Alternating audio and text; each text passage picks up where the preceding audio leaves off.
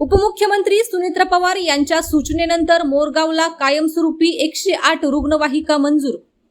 बारामती तालुक्यातील मोरगाव येथे आता कायमस्वरूपी 108 आपत्कालीन रुग्णवाहिका सेवा उपलब्ध होणार असून उपमुख्यमंत्री सुनेत्र पवार यांच्या सूचनेनंतर या सेवेला मंजुरी देण्यात आली आहे।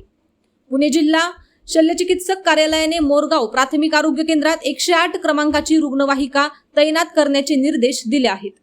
मोरगाव नीरा हा महत्त्वाचा राज्य महामार्ग असल्याने या मार्गावर दरमहा सरासरी 8 ते 10 अपघात घडत असतात। मात्र परिसरात तातडीची रुग्णवाहिका उपलब्ध नसल्यामुळे अपघातस्थळी पोहोचण्यास 35 ते 45 मिनिटांचा विलंब होत होता। त्यामुळे गंभीर जखमींना वेळेत उपचार मिळण्यात अडचणी निर्माण होत होत्या।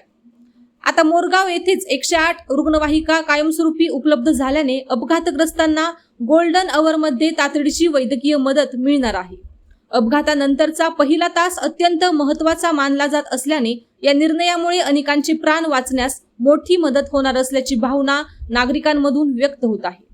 दरम्यान या सेवेसाठी जिल्हा परिषद सदस्या रोहिणी कदम ढोले तसेच मोरगाव प्राथमिक आरोग्य केंद्राच्या वैद्यकीय अधिकाऱ्यांनी प्रशासनाकडे पत्राद्वारे मागणी केली होती।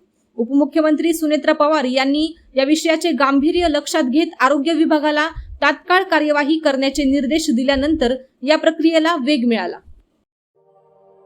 अशाच नवनवीन बातम्या पाहण्यासाठी बारामती वार्तापत्र चॅनलला लाईक करा, शेअर करा, सबस्क्राइब करा आणि बेल आयकॉन प्रेस करा।